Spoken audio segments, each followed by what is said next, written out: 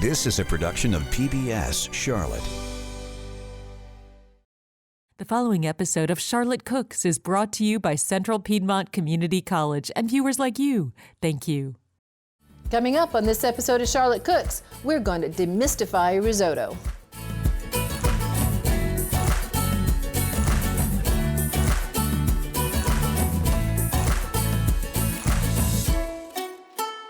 Welcome to this episode of Charlotte Cooks. Today on the set we have Chef Kelly Dopkeen with us. She is actually a student here at Central Piedmont, but she also assists around town with different cooking classes, so you may encounter her around if you're going out to take a cooking class. Kelly, welcome. Thank you. I'm glad you're here. So Kelly and I today are going to make some risotto for you, and we're going to show you how to make a mushroom risotto, and we're going to show you how to make a risotto Milanese, which is basically a risotto made with saffron and white wine. We use white wine in the mushroom risotto as well, but we're going to show you how to make it so you know how to do it at home. And the next thing we're going to do is we're going to make something called arancini. Arancini are usually made out of leftover risotto, and we'll talk about that as we get going in making our risotto. So the first thing we're going to look at here is what kind of rice are you going to use when you choose to make risotto. And it's very important that you choose a rice that has a very short grain. And if you could see this, the grains are really short. The short grain rice has more starch in it, and it's going to provide that beautiful creaminess that we are used to seeing in risotto. And there's no cream in risotto, no cream whatsoever. It all comes from the starch, and you could see the difference in the grains between them. You got the long grain, which is less starchy, and when the long grain rice cooks, it doesn't stick together. But the short grain rice is very starchy, and it will stick together when you cook it, and that's what makes the creaminess in the risotto. So you cannot make risotto with a long grain rice because you don't have that creaminess, and you can't put cream in regular rice and call it risotto. That's just not the way it works. And this is actually a wild rice, and wild rice is a long grain, but it's actually more of a grass seed than it is a rice. But I wanted to show you the differences in the grains. So if you're going out and you're looking for a rice to make risotto with, make sure you get the short, round, plump grains, all right? So Kelly, let's get started on making some risotto. Why don't you come right on over here? Thank you. And we are going to get started with some oil and some shallots, and since Kelly is making a mushroom risotto, she's going to start with some chopped mushrooms. Now, you can use any kind of mushroom. Now, look at all these mushrooms I got back here. You can use chanterelles, you can use oyster mushrooms, you can use portobellos, you can use the yellow oyster mushrooms. They're really, really beautiful mushrooms. So you just take them, you chop them up nice and fine, just like this. And this is what we're going to do to make our mushroom risotto. To get started on making our risotto, the first thing we're going to have to do is put a little oil in our pans. So we're just going to take just enough to coat the bottom of the pan. Not a lot, just enough to coat the bottom. All right, we're not trying to deep fry here. And then, Kelly, you want to add your mushrooms. Thank you. And then I'm going to add some shallots to mine.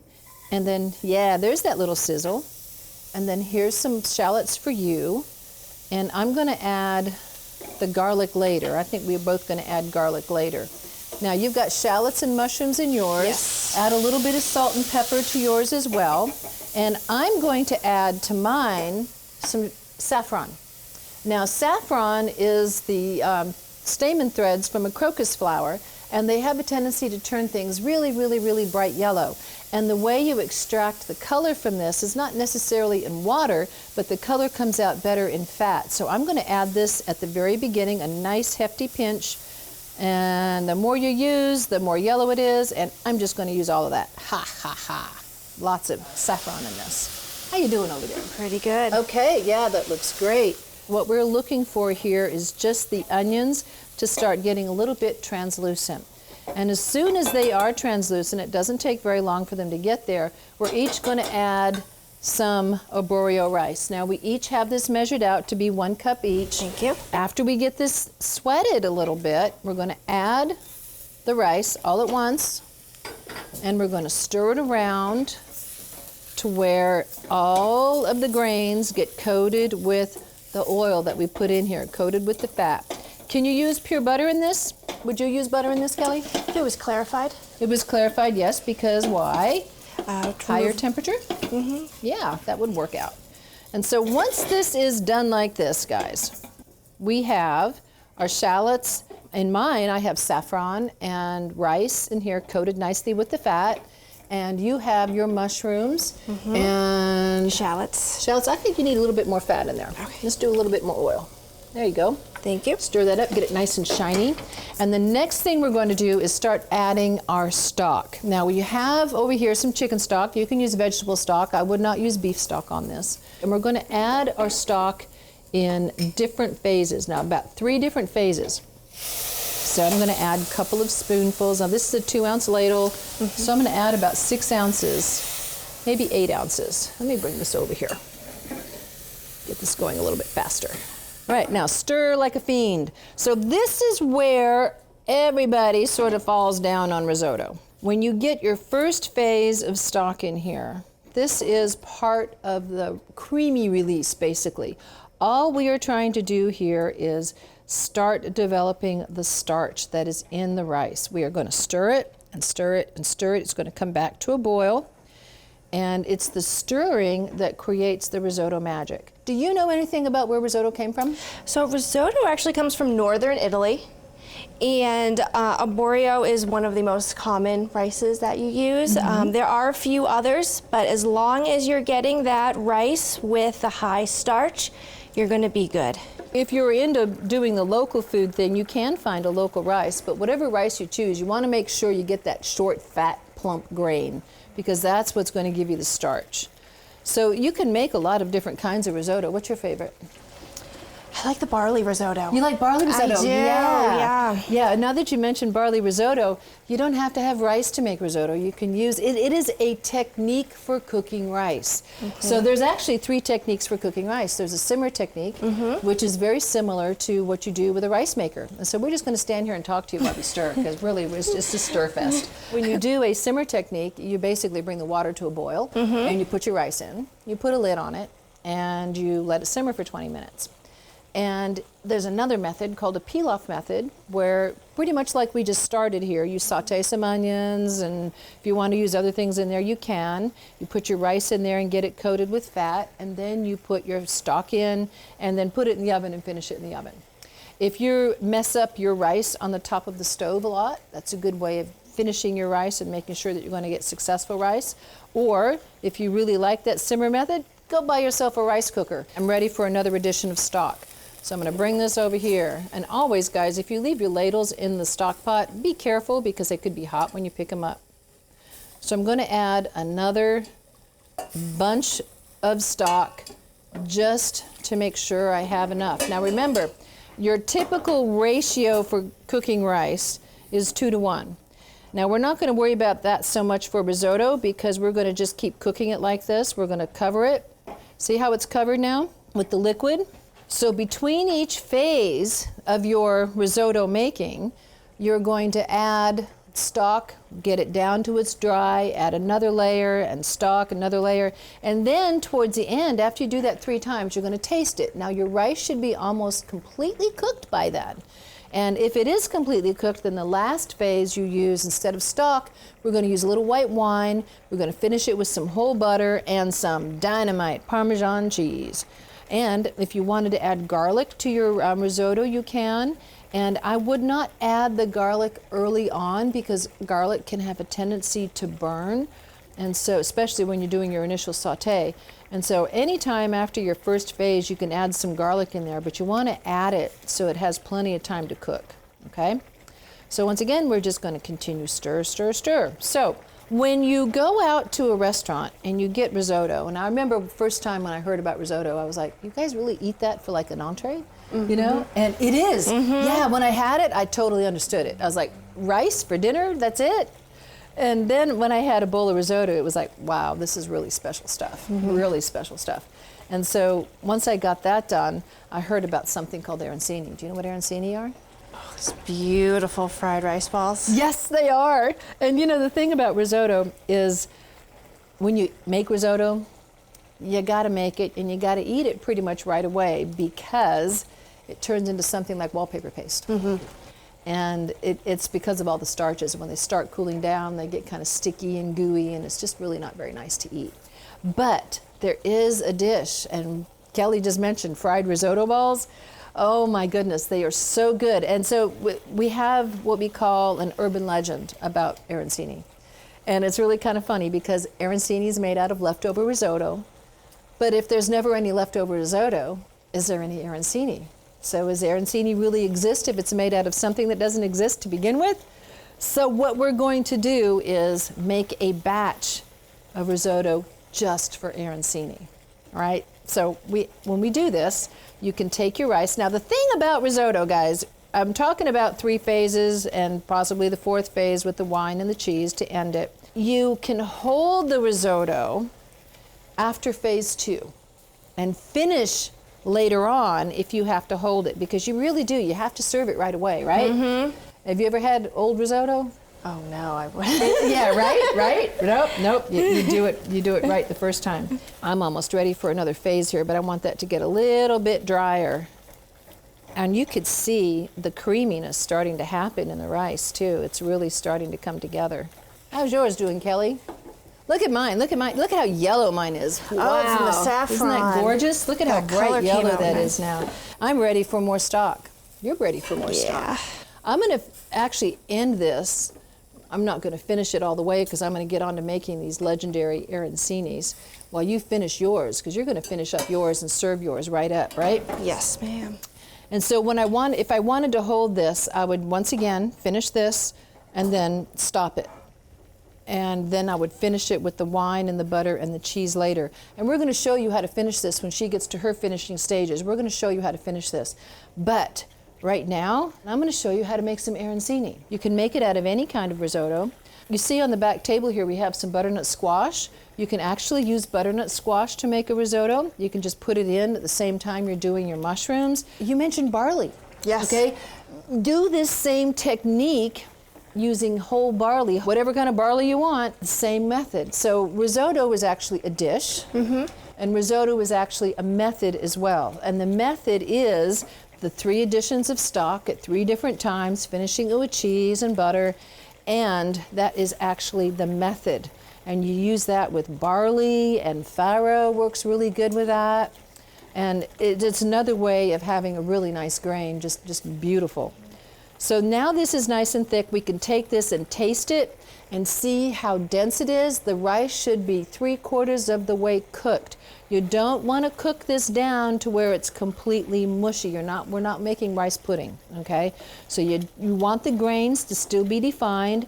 We don't want them to totally break down, but we do want the rice to be cooked, right?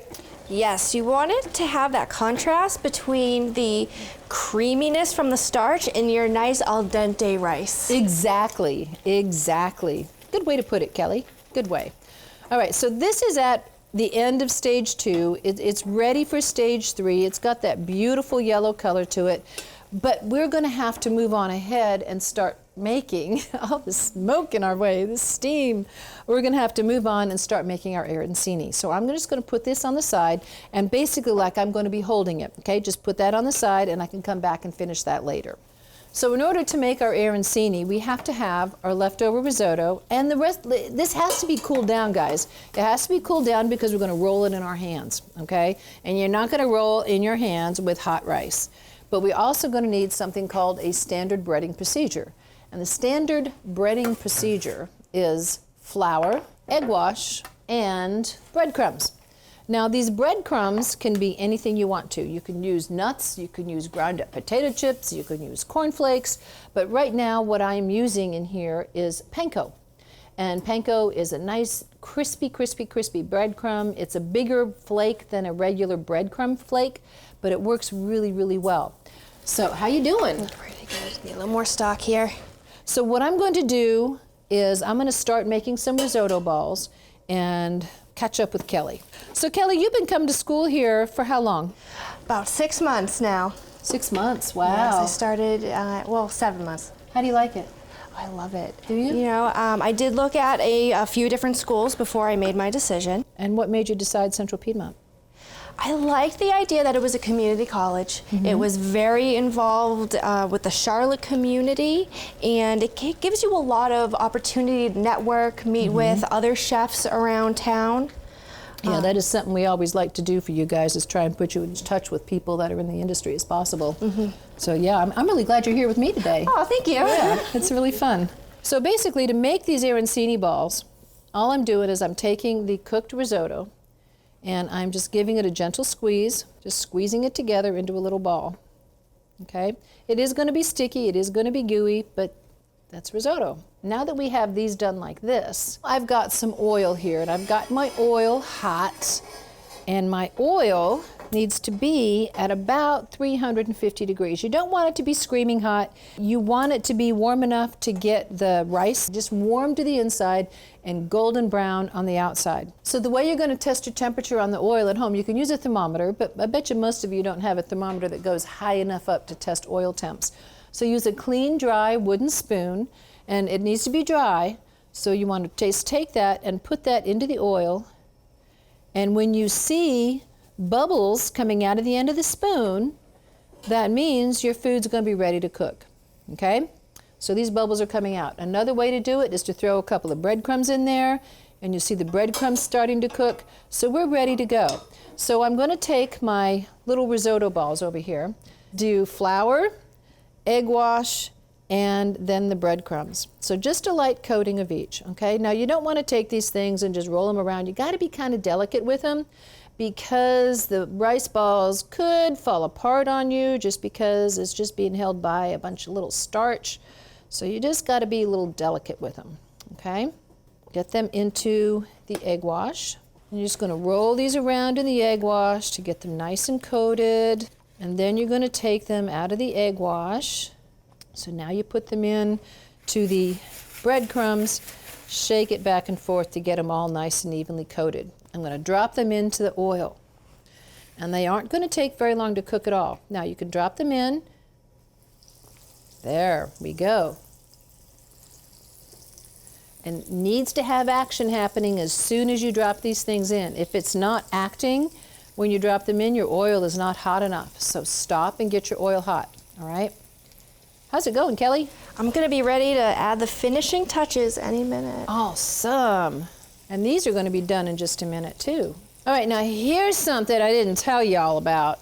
Inside of the little rice ball, if you wanted to, put a little chunk of cheese, like a little bit of fontina cheese, or some kind of a lovely, lovely cheese that gets all melty and delicious. And when you bite into that arancini, you just get that cheesy, cheesy bite. Ah, it is awesome. It is really a lovely way to do an arancini. So now, they're just getting nice and golden brown, and you're gonna let them cook, because the rice is already cooked, but all we're doing is looking for that golden brown. I wanna see how you're doing. Oh, that looks gorgeous. So you think you're ready for the end? I think we're ready to put in our finishing touches. Okay, so the finishing touches on this, for this risotto, is hit it with white wine, a little bit of whole butter, and then some Parmesan cheese. Now the Parmesan cheese we're using is Parmesan Reggiano, which is like the king of Parmesan cheeses. Yeah, can't go wrong with that. So you add your wine just like you do your stock. So what are you going to garnish that with today? Today we have some parsley and some chives. Parsley, chives. And what about some mushrooms? And Got some sauteed mushrooms? Yeah. Yes.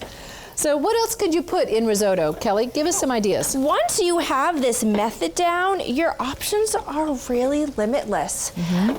You can switch up and experiment with your aromatics. You can switch up your stock from chicken stock, fish stock. You can even go vegetarian and do a vegetarian stock.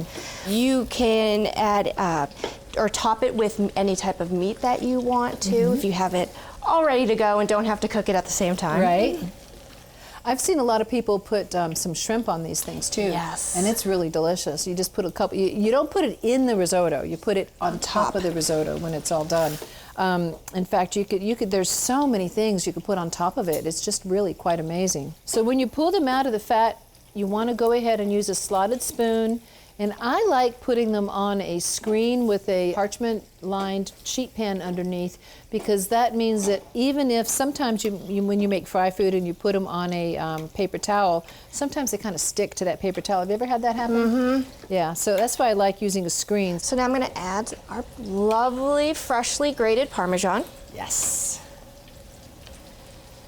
There's nothing like freshly grated Parmesan. It tastes so much better than the shredded stuff you buy in the bags. It's just fresh. It's nice. So with your arancini, you could serve them with a lot of different sauces too. A really typical one is a marinara sauce, and that's what we're going to serve with these today. But every now and then you'll go to a place and they'll have arancini, and they'll be big ones, really big ones. But I like these little bite-sized balls because they're just perfect for snacking. Are you ready for me to How plate? you doing there? Are you ready to plate? Yes. All right, so I've finished with my arancini. I've got them all draining. So the risotto, you just scoop it into a bowl and give yourself a generous bowl because you're gonna like this stuff. This is so good.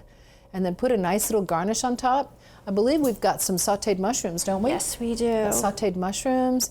And you want a little basil or a little chopped herb to go on top of there too? That'd be great. We've got some. We've got parsley and basil and chives. Some pretty green things. You're gonna use the chives, good. Yes. And you know what, one more thing? I'm gonna add Some Parmesan. a little bit of Parmesan on top. Just a little bit. Just a little snow sprinkling. Oh, look at that. So here, look at that, that's gorgeous, isn't it? Here's mushroom risotto. Now for the arancini. We're gonna put them on a tray. We are going to pick them up and put them on a dish with some marinara sauce. And there you go. Use them as an appetizer. Use them as a treat that people are not going to believe the first time they bite into them. And they're going to say, what is this? And you tell them it's arancini. They go, what's an arancini? And you tell them it's leftover risotto. And they'll go, there is no such thing. And you say, well, we have a miracle here. So thank you for watching this episode of Charlotte Cooks. And if you want to grab these recipes from us, send me an email at pamela.roberts, R-O-B-E-R-T-S, @cpcc.edu, or get them off our website, which is pbscharlotte.org. And we will catch you next time on Charlotte Cooks. But thanks for watching. Kelly, thanks for being here. Thank It's you been for fun. having me. Yeah.